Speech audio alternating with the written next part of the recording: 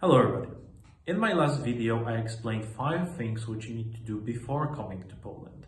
In this video, I would like to explain 3 things which you need to do after coming to Poland.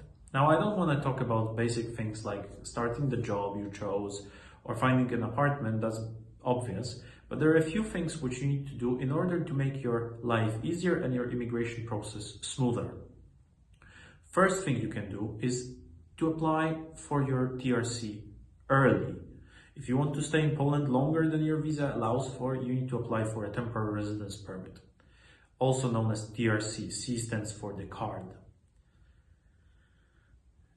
You can apply until your last day of legal stay. However, it's very unwise to wait that long. Why? Because maybe you will fall sick on the last day, or maybe you will choose the wrong type of package at the post office and it will not be counted as submitted on time. And these things are not an excuse.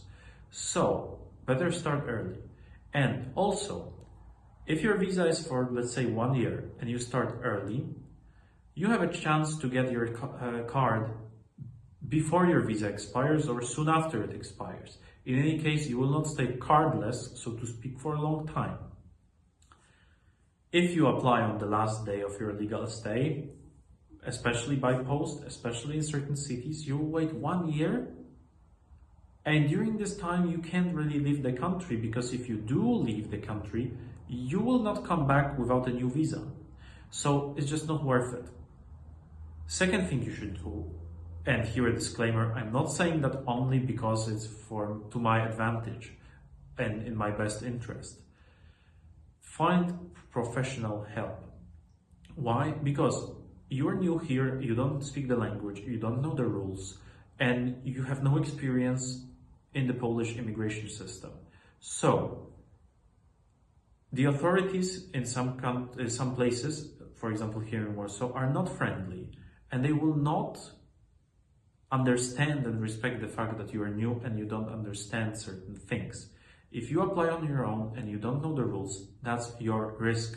Also, all the letters that you receive are in Polish, so you will have problems to understand them if you don't speak the language.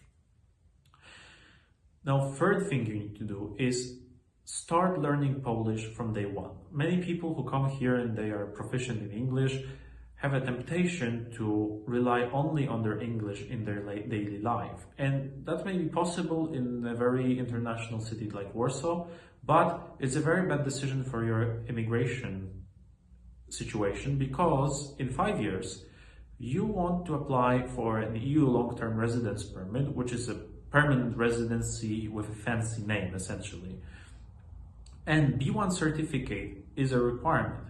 If you don't speak the language, you will not pass the state exam and you will not get the permit. Many people wake up after 5 or more years spent here and they're like, oh, I would be eligible for the EU long permit if only I spoke Polish. And unfortunately, I don't.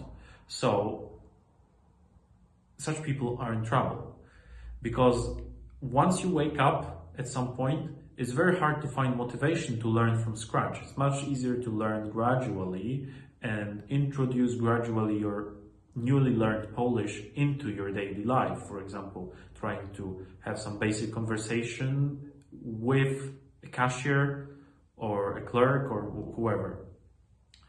So start early and you will not regret it, basically. If you find this video interesting and useful, please give thumbs up, subscribe to our channel, and see you next time.